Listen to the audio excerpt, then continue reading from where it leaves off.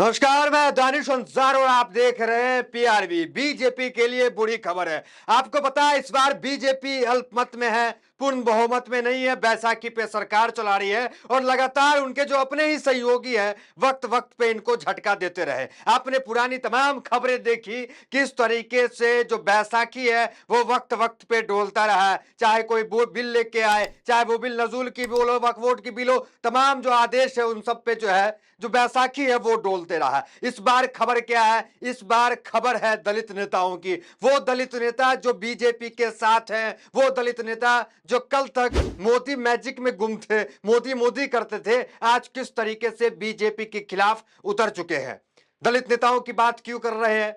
आपको पता है बीजेपी इस वक्त जो है हार्डकोर हिंदुत्व पे चली आई है। जब से लोकसभा चुनाव के नतीजे आए, बीजेपी का खराब प्रदर्शन रहा, उसके बाद बीजेपी हार्डकोर हिंदुत्व अपना रही है, जिससे उनके सहयोगियों को काफी नुकसान हो रहा है। सिर्फ हार्डकोर हिंदुत्व नहीं, दलितों के मुद्दे पे, आरक्षण पे, क्रीमी लेयर पे कई मामले ऐसे हुए जिसमें बीजेपी का रुख ठीक नहीं रहा, जिससे उनके दलित जो संगठन है, अनुप्रिया पटेल का, रामदास अठावले का, चिराग पासवान का, ये जो दलित नेता है इनको चोट पहुंचा, इनको नुकसान हुआ और पूरे देश में आपने देखा भारत बंद भी हुआ और इस भारत बंद का उनके ही सहयोगी ने जो है समर्थन कर दिया। वो भारत बंद जो मोदी सरकार के खिलाफ हुआ था। लगातार आपको पता, चिराग पासवान के बारे में बताएंगे अगर, तो लगातार वो विरोध कर रहे थे।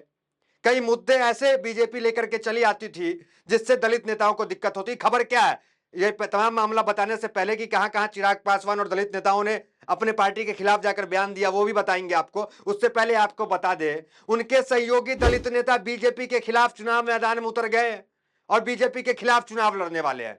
कहां चुनाव लड़ने वाले? गठबंधन में नहीं, बीजेपी के खिलाफ, बीजेपी को नुकसान पहुंचाने के लिए, मोदी को नुकसान पहुंचाने के लिए चुनाव लड़ने वाले हैं उनके ही सहयोगी दल के नेता। और एक सिर्फ चिराग पासवान की बात नहीं करेंगे, पूरी खबर बताएंगे। चिराग, अठावले, अनुप्रिया पटेल सबकी बात बताएंगे आपको, किस तरीके से दलित नेताओं का कुनबा जो है, जो एनडीए का है, वो ढह रहा है। आपने देखा पहले भी जातिगत जनगणना को लेकर के विपक्ष के तमाम दलित, माफ कीजिएगा, जो सत्ता पक्ष से बैठे हुए हैं, एनडीए सरकार चला रहे हैं, उसके तमाम दलित नेता जो है राहुल के स्वर में स्वर मिलाने लगे। राहुल ने जिस तरीके से संसद में कहा कि देश भर में जातिगत जनगणना होगा, चिराग ने भी कहा होगा, अनुप्रिया पटेल ने भी कहा होगा, रामदास अठावले ने भी कहा होगा, लेकिन बीजेपी का देश भर में जातिगत जनगणना को लेकर बीजेपी इसके पक्ष में कभी नहीं रही, ना वो इसमें हाँ बोली ना ना बोली। लेकिन आरएसएस ने स्थिति साफ कर दी। कल आरएसएस का बयान पूरी मीडिया में भी छाया रहा कि अगर जातिगत जनगणना पूरे देश में होता है तो आपसी तनाव बढ़ जाएगा। मतलब कुल मिलाकर आरएसएस ने इसका विरोध कर दिया था और आरएसएस की स्थिति जो रहती है वही बीजेपी की स्थिति रहती है, आपको पता है। चिराग पासवान पहले भी राहुल गांधी के स्वर में स्वर मिलाते दिखे, हर मुद्दे पे हाँ करते दिखे, चाहे वो एससी एसटी आरक्षण क्रीमी लेयर का मामला हो, वो जो है चिराग के विरोध के बाद उसको वापस करना पड़ा, लेटरल एंट्री वो मामला वापस करना पड़ा, वक्फ बोर्ड, जातिगत जनगणना पूरे देश में, उसको लेकर लगातार ये लोग जो है मांग कर रहे थे, वो तमाम मामला था। उसके बाद किस तरीके से झटका जो है बीजेपी को लगा है, हेडलाइंस देख लीजिए, पूरी खबर बताएंगे कहां कहां जो है दलित नेता चुनाव लड़ रहे हैं और बीजेपी के खिलाफ लड़ रहे हैं, ऐलान कर चुके हैं। देखिए, क्या झारखंड में चिराग की टूट जाएगी एनडीए से दोस्ती, 28 सीटों पर चुनाव लड़ने का किया ऐलान। देखिए हेडलाइंस देखिए आप, बीजेपी की टेंशन बढ़ाएंगे रामदास अठावले, पार्टी ने कर दिया ये बड़ा ऐलान। क्या क्या ऐलान हुआ सब बताएंगे, पहले हेडलाइंस देख लीजिए। हरियाणा में बगावत पर उतरी बीजेपी की सहयोगी पार्टी आरपीआई ने 2 रिजर्व सीट मांगी, कहा नहीं तो अपने दम पे 10 उम्मीदवार उतारेंगे। तीसरा देखिए, भाजपा मानी तो ठीक वरना 8 से 10 सीटों पे उतारेंगे कैंडिडेट, हरियाणा चुनाव पर रामदास अठावले की पार्टी। मतलब रामदास अठावले भी धमकी दे रहे हैं कि गठबंधन हुआ तो ठीक, नहीं तो 8 से 10 सीट पे चुनाव लड़ेंगे। अब देखिए, इतना ही नहीं, जाट समाज की राजनीति करते हैं। देखिए उन्होंने क्या कहा, आरएलडी ने बीजेपी को दिया झटका, गठबंधन तोड़ अलग चुनाव लड़ने का ऐलान।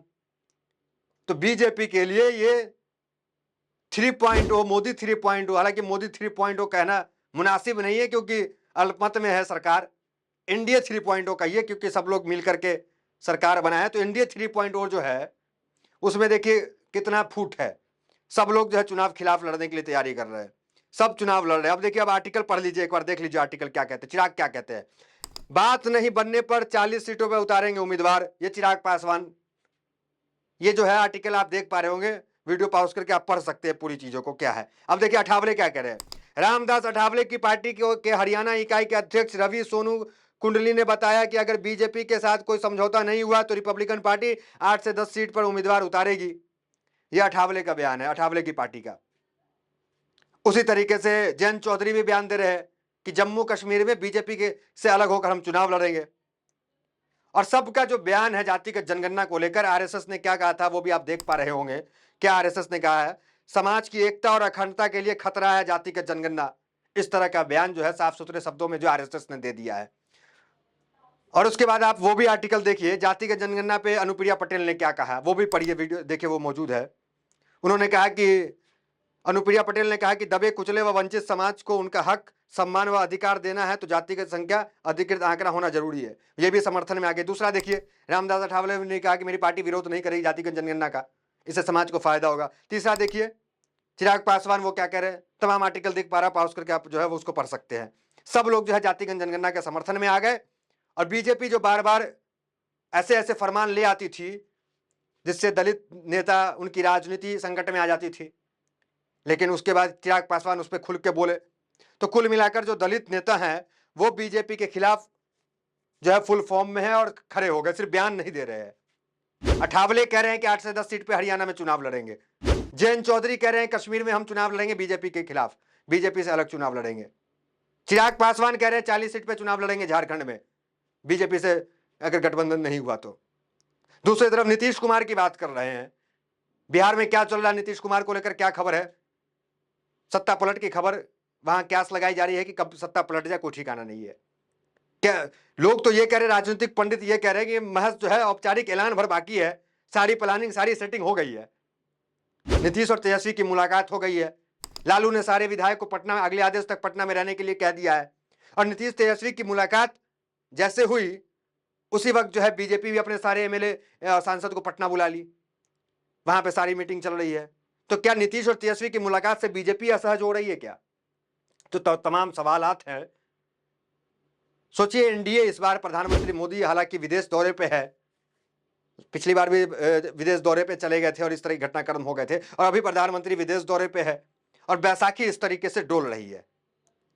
नीतीश कुमार का आपने देखा, बिहार से लगातार खबर आ रही है, वहां कब क्या हो जाए कोई ठिकाना नहीं है। और तमाम दलित नेता, दलितों की राजनीति किस तरीके से देश में हो रही है आप देखिए। राहुल गांधी इस मुद्दे को लेकर, चाहे वो जातिगत जनगणना का मामला हो, आरक्षण का मामला हो, और आरक्षण को 65% बढ़ा करके संविधान की 9वीं अनुसूची में डालने को लेकर के भी तेजस्वी यादव लगातार मीटिंग कर रहे हैं, बैठक कर रहे हैं। ये भी बीजेपी को टेंशन बढ़ाया हुई है। तो कुल मिलाकर के इस बार प्रधानमंत्री मोदी का 3.0 कब तक चलता है ये भी कंफर्म नहीं है, कब तक चलेगा, पूरा कार्यकाल कर पाएंगे नहीं कर पाएंगे। हाँ, क्योंकि बीजेपी को अनुभव भी पुराना नहीं है कि जो संगठन को लेके कैसे चलना है, मतलब साथियों को लेके कैसे चलना, हमेशा पूर्ण बहुमत में रही, आपको पता है। तो इस बार क्या होने वाला है? अब दलित नेताओं ने खुलेआम जो है विरोध कर दिया है, चुनाव लड़ेंगे। और ये जो सीधा सीधा नुकसान किसको होगा? बीजेपी को नुकसान होगा जहां जहां चुनाव लड़ेंगे। और बीजेपी के लिए इतना आसान भी नहीं है कि सब पार्टी जो है चुनाव, सबको जो है सीट दे दिया जाए। तो देखना दिलचस्प होगा आगे क्या कुछ होता है। और दलित नेता जो है, जितने भी पार्टी है, दलित पार्टी जो दलित समाज की पार्टी है, उनकी बात करते हैं, वो कहीं ना कहीं असहज महसूस कर रहे हैं तमाम मामलों को लेकर के। क्या कुछ आगे खबर निकल के आता है, बिहार पे भी हमारी नजर है, जो भी खबर निकल के आएगा सबसे पहले आपको बताएंगे। तो फिलहाल इस वीडियो में इतना ही, मिलता है अगली वीडियो से। मेरे साथ बहुत बहुत धन्यवाद।